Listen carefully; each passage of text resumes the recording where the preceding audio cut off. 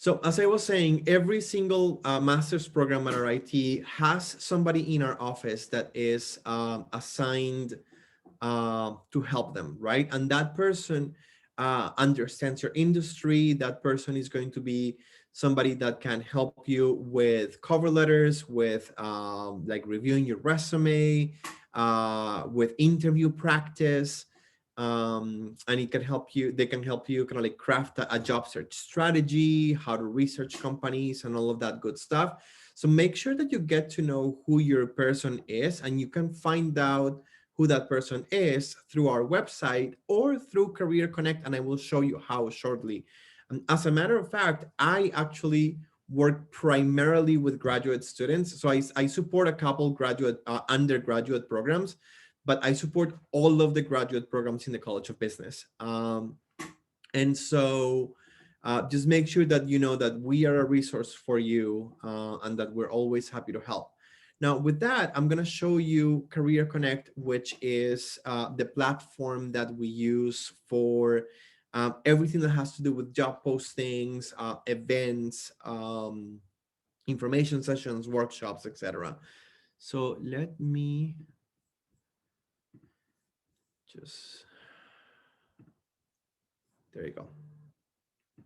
So this, what you're seeing on your screen, and just to make sure that we're all seeing the same thing, are you seeing a screen that says RIT, welcome to Career Connect? Yep. Perfect.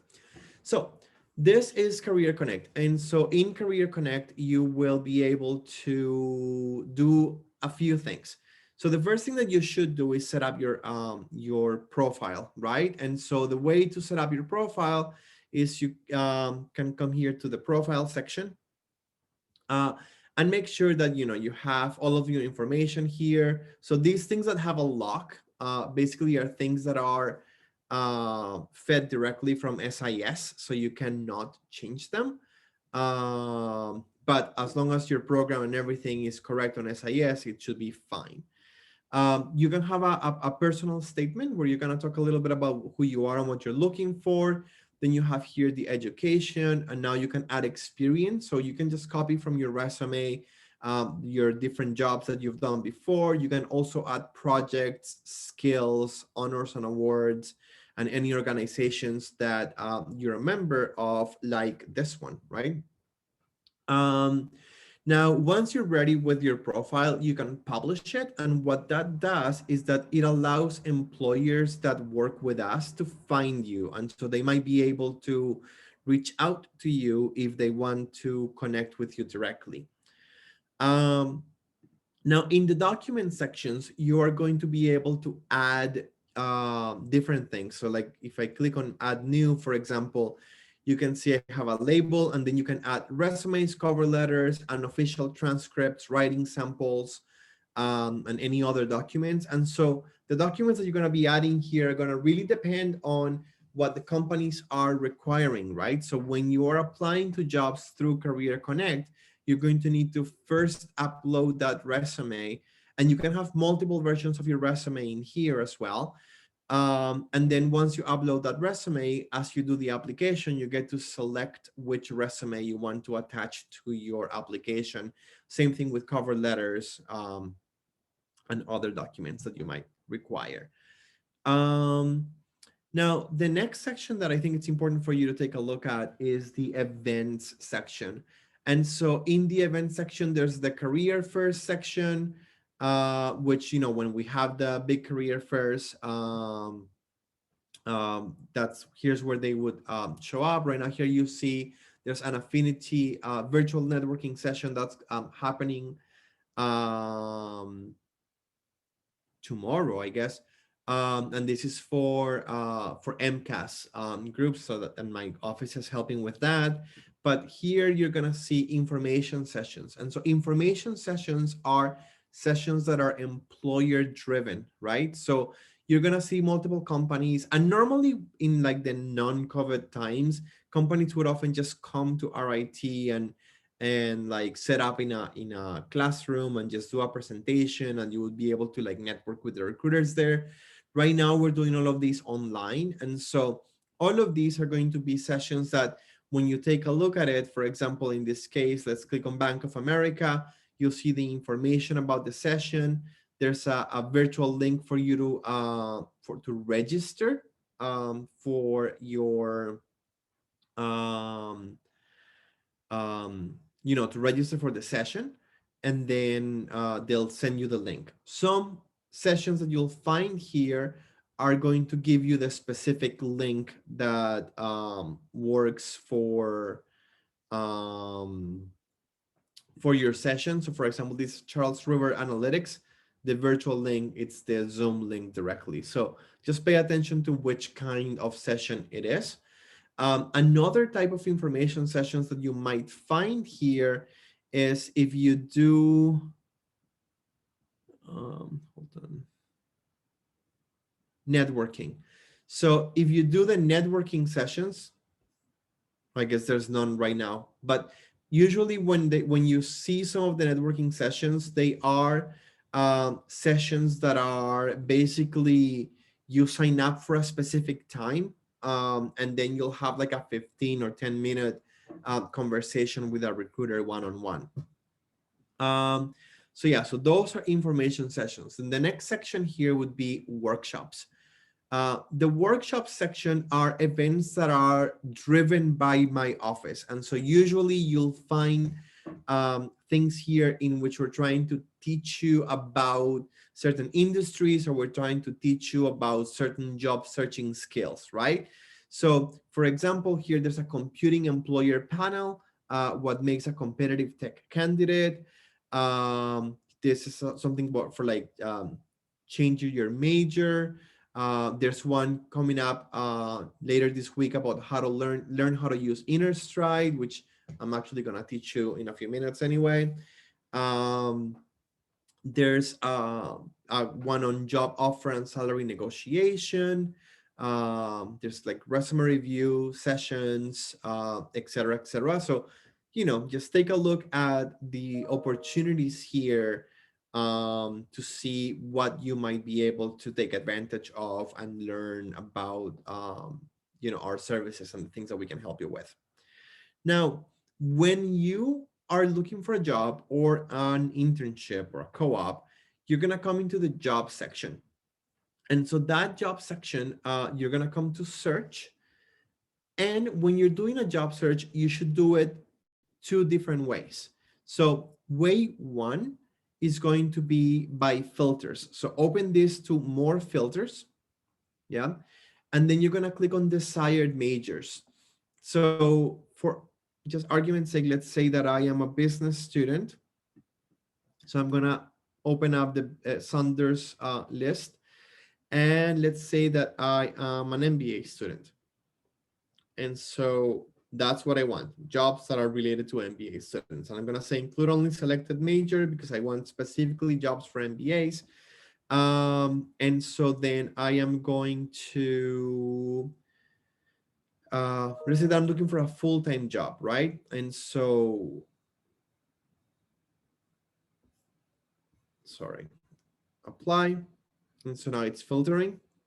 And here I'm going to say that for position type, I want full-time. Yeah. And so right now I'm going to be able to find jobs that, that match that kind of like search criteria. So that is one way of looking for jobs. And the way that that this works is for companies that have specifically posted jobs a certain way through RIT. Now there's a second way of looking for jobs here, and you should always do both, which is the keyword search. So I'm still gonna filter for full-time because that's what I'm interested in right now, but I am gonna use keywords. So maybe I am interested in a business analyst position.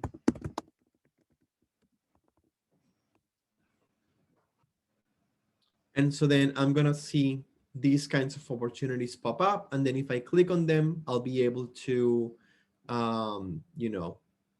apply to them if I'm eligible. Make sense? The next section that I also want to show you is, so some of the jobs that sometimes you apply are jobs that are called on-campus interviewing. And what that means in normal non-COVID times is that the company would be coming to our IT and they would be doing these interviews in our office.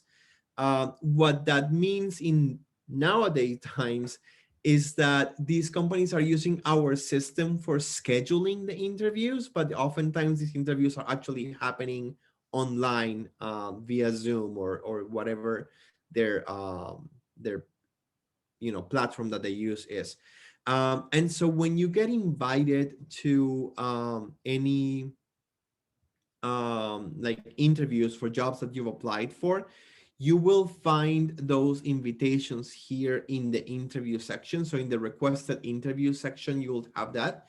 And then if you have one, you'll click on it and then you'll get to pick the time, like from the available times that are there, you'll pick a time that works for you for your interview. And then once that's done, your interview is booked. And then nowadays you'll get an email with the link for your interview. And when we go back to normal, that things can happen on campus again, then you would just go to the Bausch and Lomb Center where our office is and have that interview with your employer. Now, the next section that I want to show you also is the appointments section. The appointment section is where you can make an appointment with your career services coordinator. And so if you click on request new appointment, and then you come here and say type, yeah, you will be able to just kind of like select one of these, job search or co-op / internship for 30 minutes or for 60 minutes. So these two appointment types of job search or co-op internship are the type of appointments that you will see your specific career services coordinator. And so when I do that, and I'm just going to show you that because I selected this, I am set up in the system as if I were an MBA student. So right now you'll see that the only person that shows up as an option is me, Julian, right? But see, if I didn't have that filter, I see a whole bunch of people. So an easy way to know who your career services coordinator is to filter by this type of appointment, and immediately you'll just see, oh, this is the name of my person. And then I'm just gonna click on check availability, and you can right now see when are the potential dates and times where I would be available for an appointment. Once you find one that makes sense for you, you're gonna click on my name. You're gonna write a little bit of like the reason why you wanna meet, and then you submit that response, and then I get an email with your request, and you get an email with the Zoom link for us to meet. Okay, so that is Career Connect in a nutshell. Does anybody have any questions about Career Connect?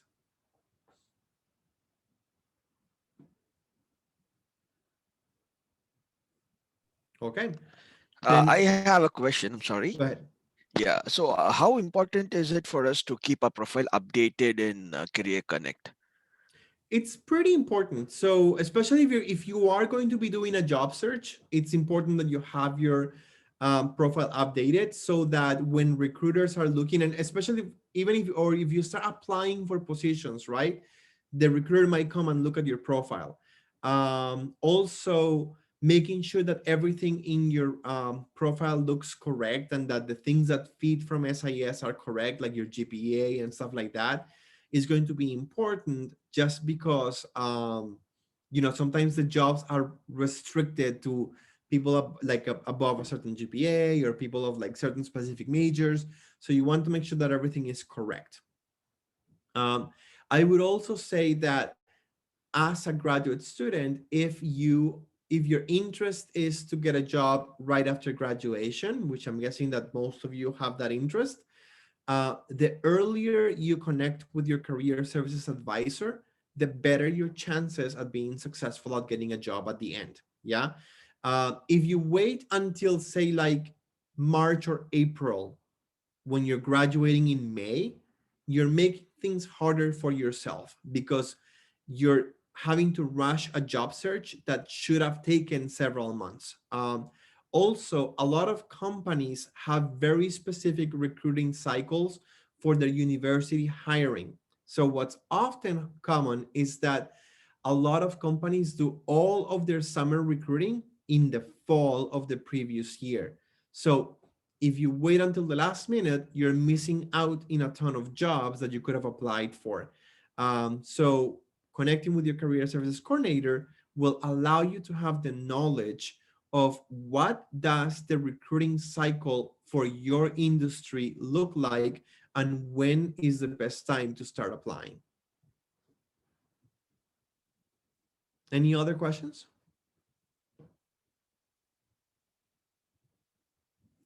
All right. So I am going to show you a new platform, and this is going to be mostly of interest for international students, although anybody at RIT can use it. So this is Innerstrike. And so I'm not gonna give you a whole in detail session about this because this might not be relevant for everybody, but this is a great tool if you're an international student looking for a job in the United States, or if you are a US student looking for a job in another country. And so Innerstrike has different things that can help you like learn different things, right? So like there's kind of like webinars about different topics that you can register for. There's also lots of resources here where you can like learn about visas, about networking, about offer negotiation. So there's a lot of great resources here, like Canada immigration, like if maybe you want to go to Canada, information about interviewing. So there's a lot of great information in here. Student service section, also there's a lot of resources here that are going to be useful for international students. And then country insights can also just help you learn about information. This is a little bit more useful for domestic students. Like if you want to move to another country and you want to learn about that country and see, you know, what the job market is like in those countries, you can just use this country insights section where you'll have like an overview and then some links to jobs, immigration, travel advisories, a fact book from the CIA, cost of living information, information about networking, et cetera, et cetera. Now, the jobs section is also going to be very useful for international students because these jobs that show up on Innerstrike are jobs that are companies from the top 500 H-1B companies. So you see that any job that you find in this section when you have this filter on is going to be at companies that normally sponsor. So it's going to be easier for you to apply to them knowing that this is a company that you probably will have the chance to actually get sponsored for. And it's just a keyword search. So for example, if you're looking for a network engineer position, and so you immediately see tons of jobs that are going to be relevant at companies that you might have an interest in, and then you can just click apply and it'll take you to the company's website so that you can apply directly with them. The next other thing that you can look at here is the US Visa Insights section. And so if you're in this section, you can actually just research companies, and you can even like research or like look for companies, the search type. So you can search by industry, but you can also search by company. So if you wanted to just look for a specific company, like say IBM, and now I'm going to say search.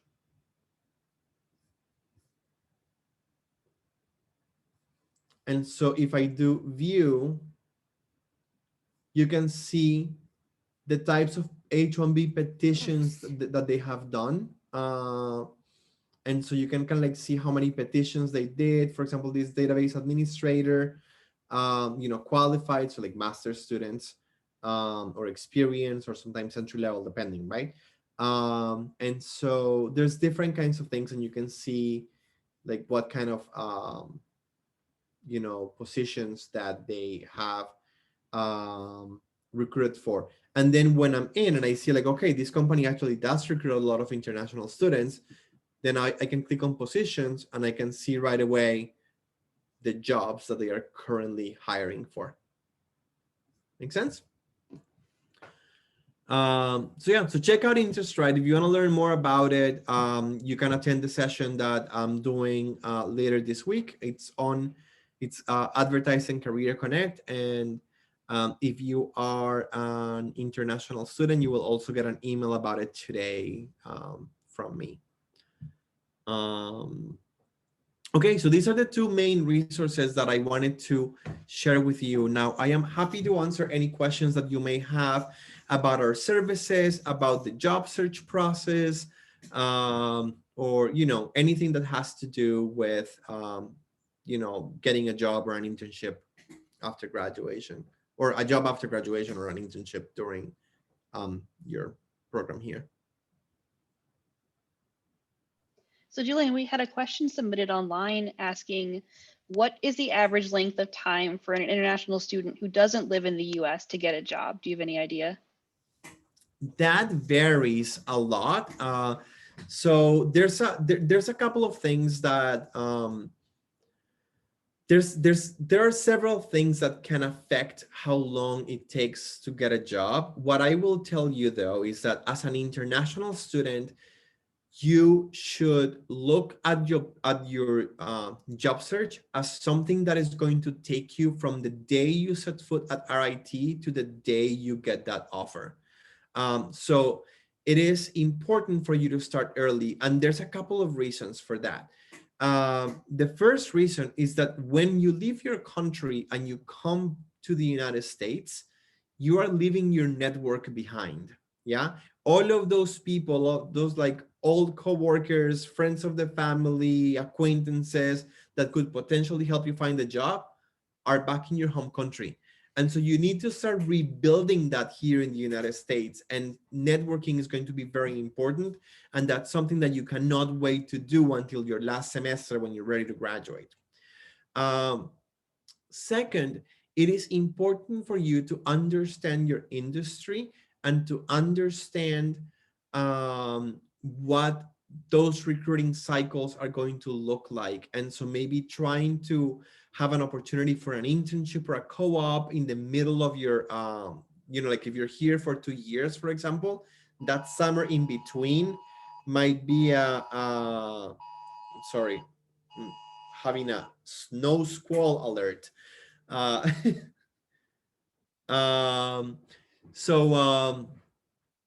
Oh my gosh, that completely made me forget what I was talking about.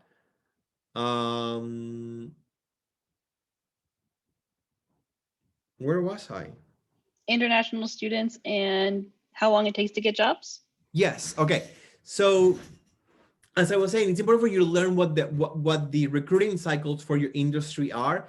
And also just remember that you need to figure out what your niche is going to be. Something that a lot of international students don't realize is that the goal, right, when you're graduating is that, okay, you'll get something under OPT, and then a company will sponsor you for an H-1B, right? Like that's kind of like what the goal is.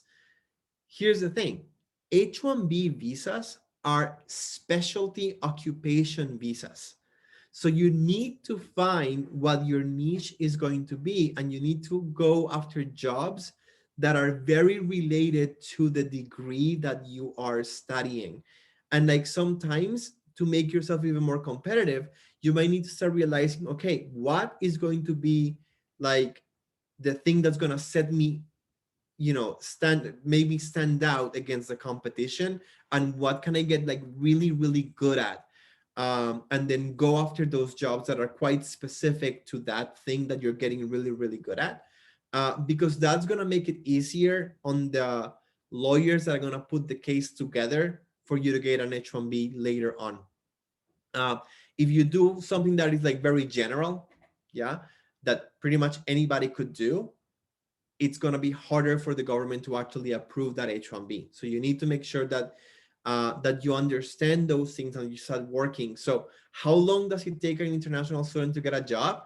It could take you from the day you get at RIT to the date you graduate. It's going to be a process, and it's not something that happens overnight. So it's good to start working on it early.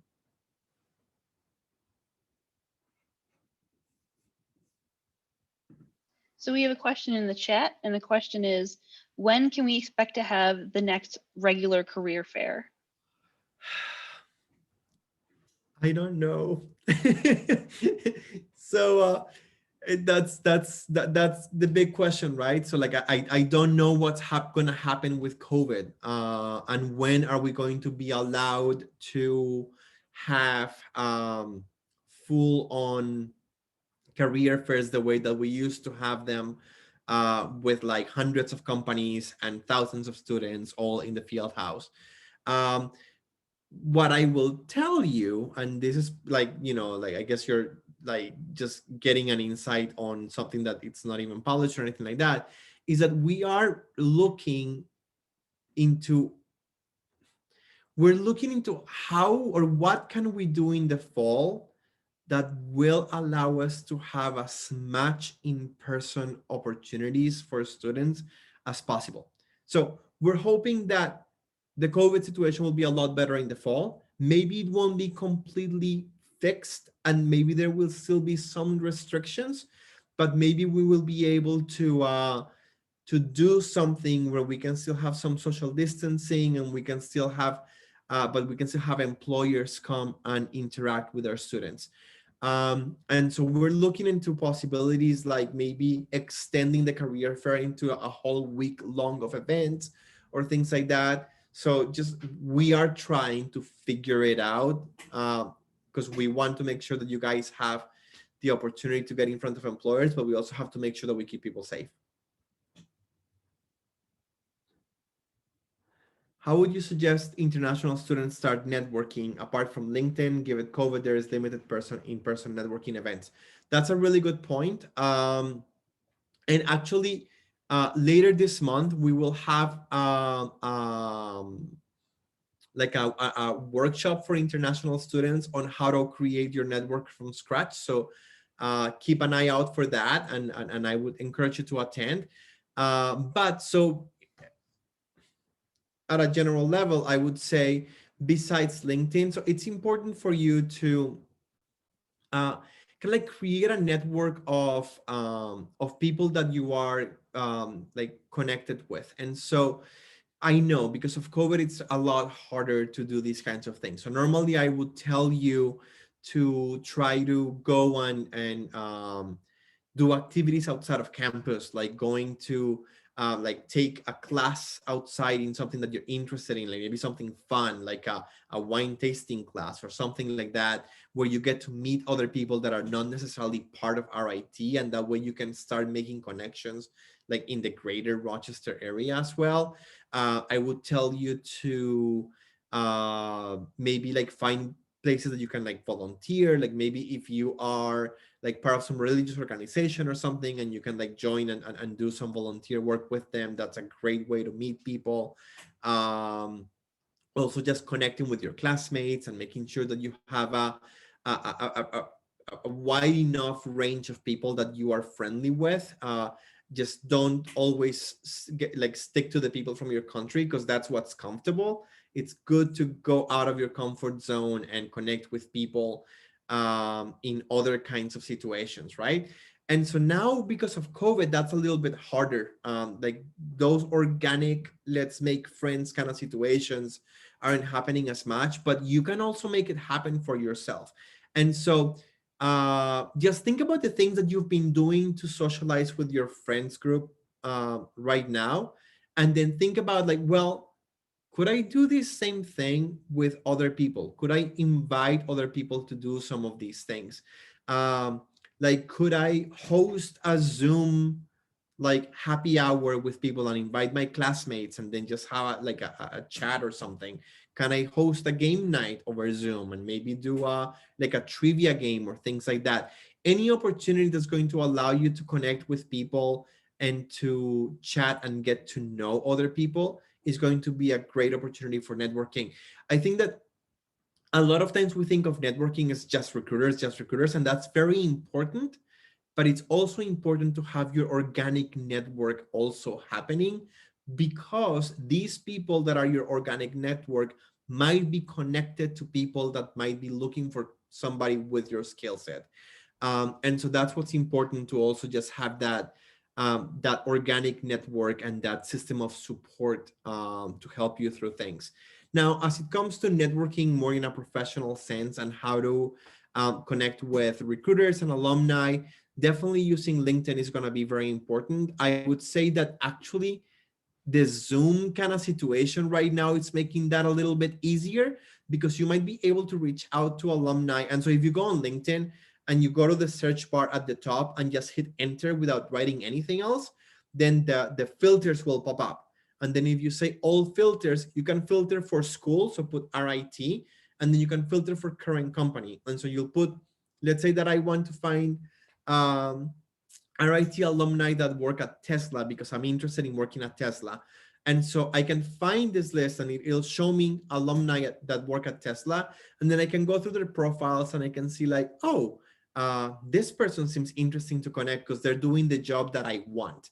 And so you might be able to send them a message, a connection request, saying something like, hey, I'm a student at RIT. I'm like studying this program. I saw that you like are currently working at Tesla, and I'm really interested in, maybe working for Tesla one day. I was wondering if you might be able to give me some advice as to how do I stand out to when I start applying for jobs.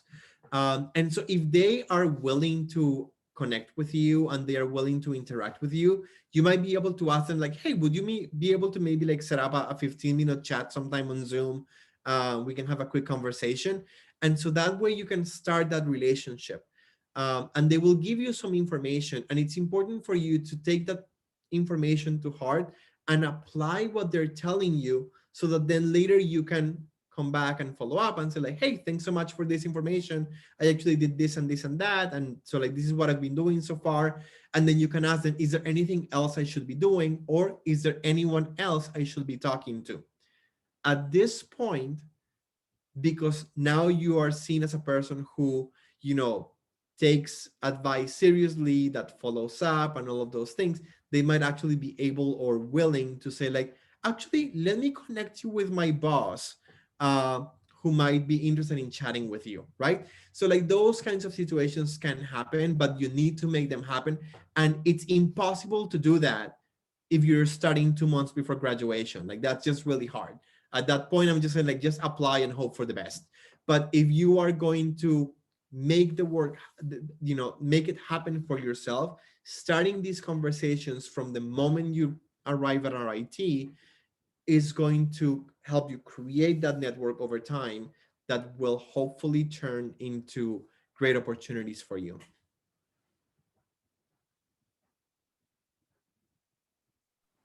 That was great. Thank you. We had some other questions submitted online. One of them was, what resources will I still have access to after I graduate from RIT? All of them. So RIT is actually one of the only universities that provides free career services for life.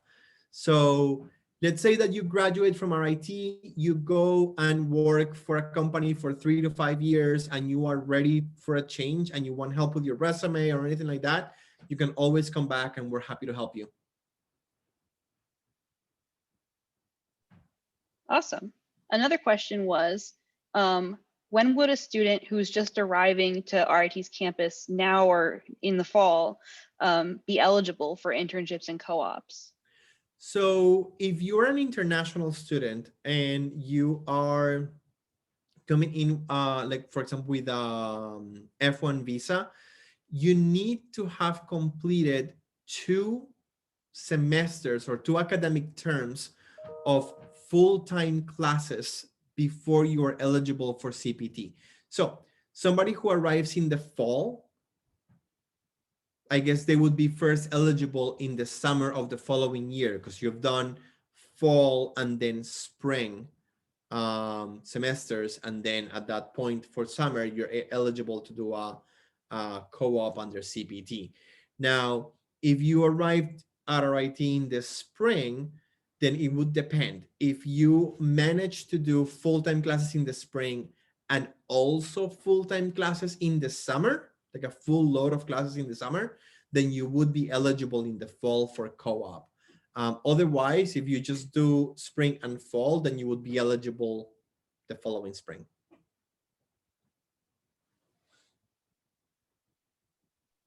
Great, thank you. If anybody else has any more questions, please put them in the chat or feel free to just unmute or raise your hand.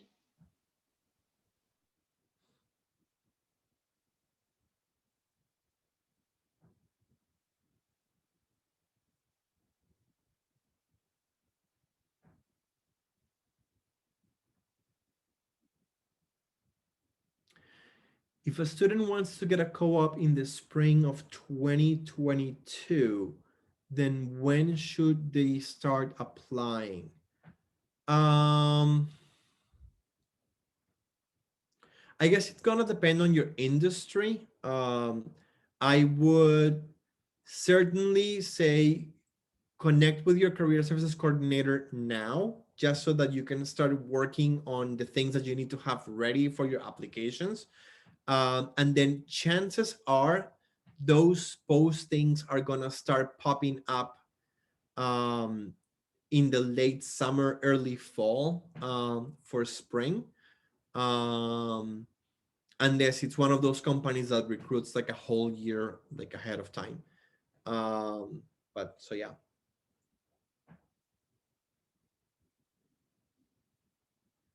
Somebody says was informative, though it seems I am late.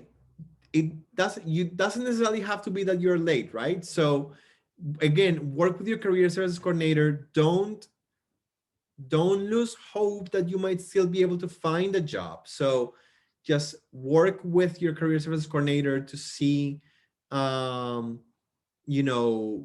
companies you might be able to apply for and things like that. We are seeing recruiting starting to pick up a little bit more right now. So it was kind of like slow for a while because of COVID, but companies are starting to realize that they need to move on and start hiring people again. And so just make sure that you start doing that search. Now, something that might be important for you to do is do a multi-country search, right? So start doing searches here in the United States, but also maybe do a search at the same time in your country just to see whatever you might find. It says, can an online part-time student still do a co-op and take classes, or is it required by RIT to take a semester off for a co-op?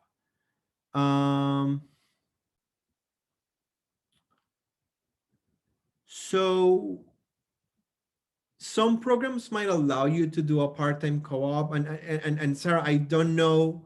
So one thing is the RIT regulations, and another thing is like immigration regulations. So if you're like a fully online program, and if you are not a US citizen, then you might not be able to do a co-op because you won't have the right work authorization. But if you're a domestic student and you are doing an online program and you want to do a co-op and that it's part-time, it might be possible. Somebody else asked, with respect to co-op and options are available if a student finds themselves in a difficult work environment, curious about impact on co-op course grade. I'm not sure that I understand the question, Ben. You might want to unmute yourself.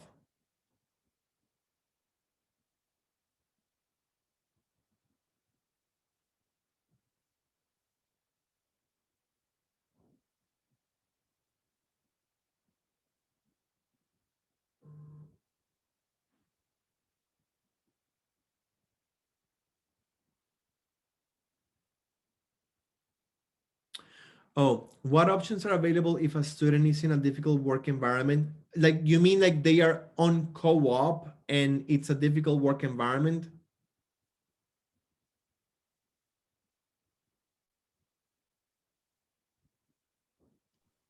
We got thumbs up, so yes. Okay.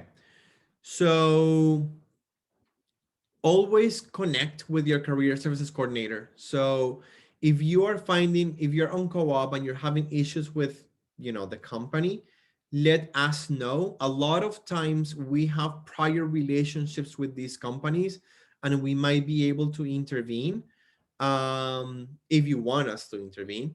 And even if we don't, we might be able to coach you on how to address the situation to try to make it better. Somebody else asks if I have statistics on what was the percentage of students who were able to get jobs in the field of software engineering and development in these unprecedented times. Not off the top of my head. I mean, we do have that information, and it probably is available on our website. You might want to, again, talk to your career services coordinator about the specifics for your major. But yeah, we collect this data. That's the other thing that I forgot to mention about Career Connect. I don't know if you saw that on that sidebar, there was like something that said surveys. Please, please, please make sure when you graduate, when you're ready to graduate, that you fill out a survey in there. You're going to get emails about it too. That is your first destination survey, where you tell us what you're doing after graduation. That survey is very important, because that is how we get the data that Tarun is asking about right now, right? So if you guys don't fill out those surveys, we have no way of finding out. So it's important that you fill it out so that we know where you're working, what you're doing, or if you're still like not being able to find a job and still looking for it. It's good to also fill that out so that we can reach out to you and hopefully try to find a way to help you.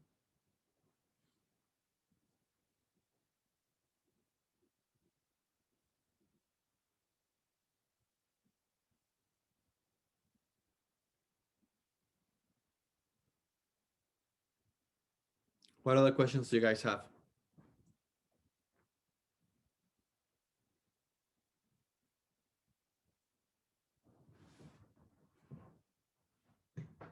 So I'll go ahead and ask a question. There are probably fewer PhD students here today, but I'm a PhD student. So I'll ask, just sort of generally, what kind of help can career services give to students who are pursuing more of like an academic track, like looking for postdocs, fellowships, that kind of thing, and then on to like academia? So that's an interesting question. So that's actually not our specialty. Yeah. Usually the way that it's supposed to work is that you're supposed to work with your PhD advisor and or your PhD program director. Yeah.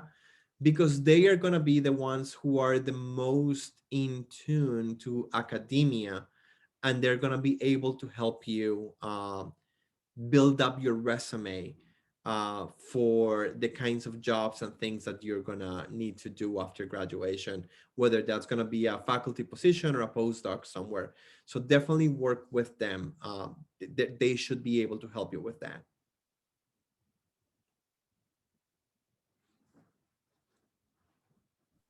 Great, thank you. And I guess as a follow-up, what advice would you give for PhD students who are doing the opposite, who are looking to get just regular jobs in industry, because that can sometimes be a little bit difficult, knowing how to market a PhD to a company that may not be looking for PhDs?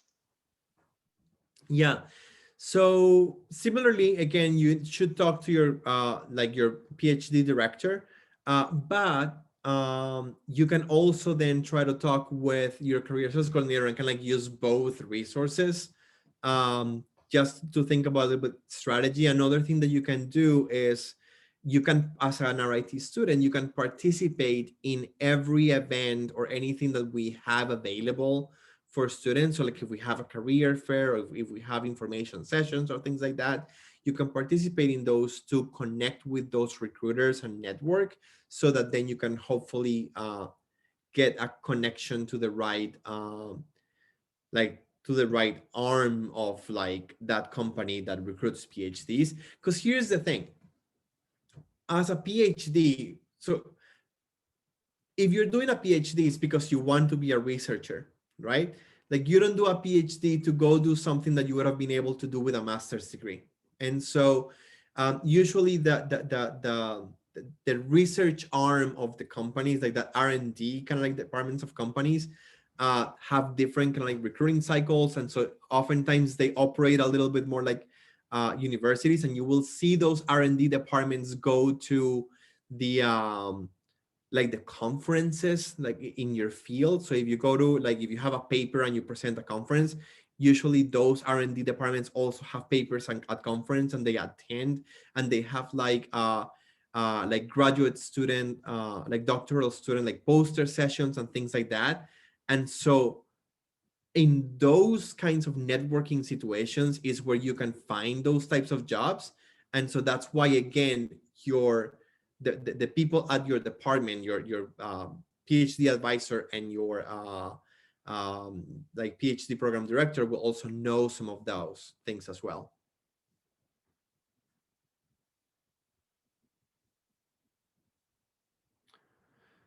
Let's see, somebody's asking, if somebody gets a graduate research assistantship approved for 2021, 2022, and then you go on a co-op for spring 2022, then will that GRA be available when I come back? And somebody's responding that no, part of the agreement is that you have to make sure you complete your 1 year and not find the co-op halfway. So yeah, I guess if you've made a commitment already to be there for a year, you might need to follow through with that.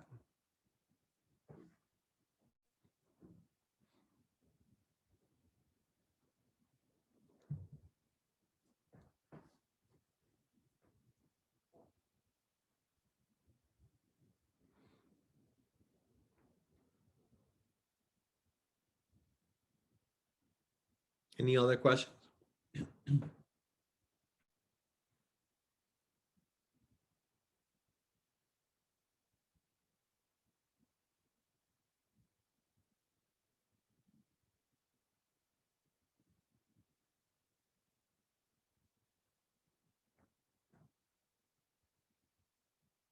All right, then. I guess we don't have any more questions. Oh, wait, we do have one. See, for international students, LinkedIn asks if you're eligible to work for any company in the United States. The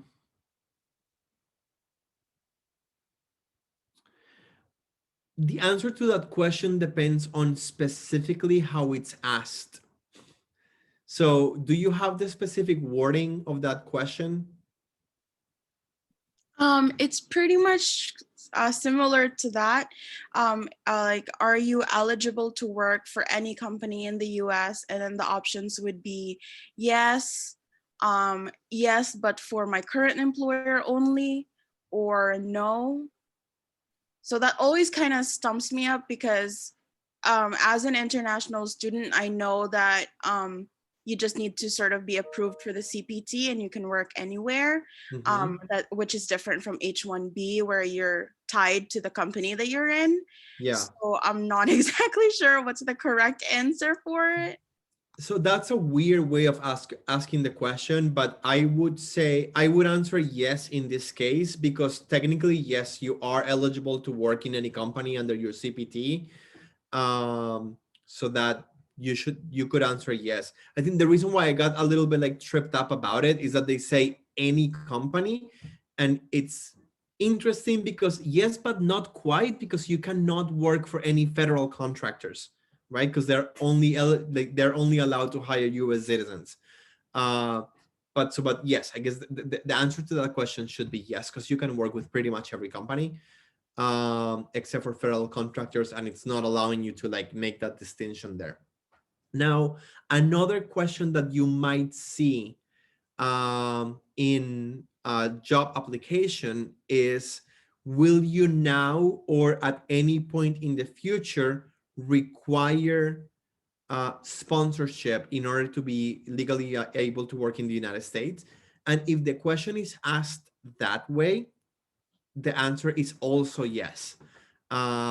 Because even if you might not be looking for like sponsorship like right away, you would eventually need it. And so they, that's what they want to know, right? Because they want a lot of times companies want to like they have a policy that they don't sponsor, and so they don't want to spend time vetting candidates that they would not be able to hire anyway.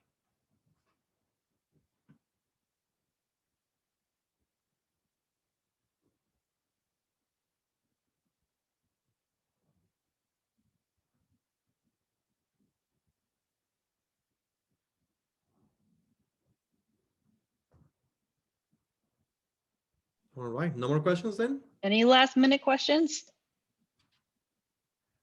And if not, if you want to remind us about the session you're giving about Innerstrike. Yes, so let me, I'm sorry, I'm just pulling up my calendar. The session about Innerstrike is on Wednesday, March 3rd from 9:30 to 10:30 a.m. And the information is already on Career Connect, but I will be sending out an email to international students later today. And then on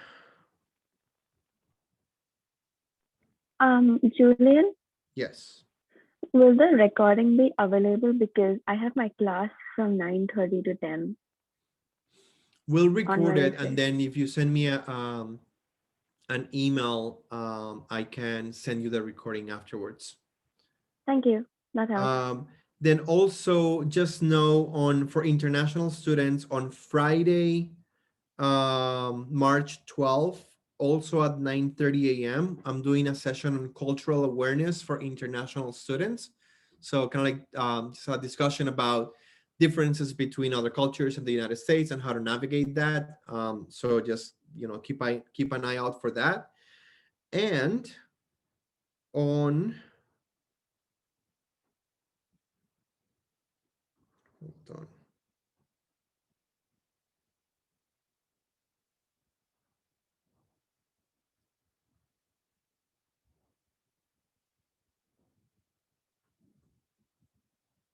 When is the networking session?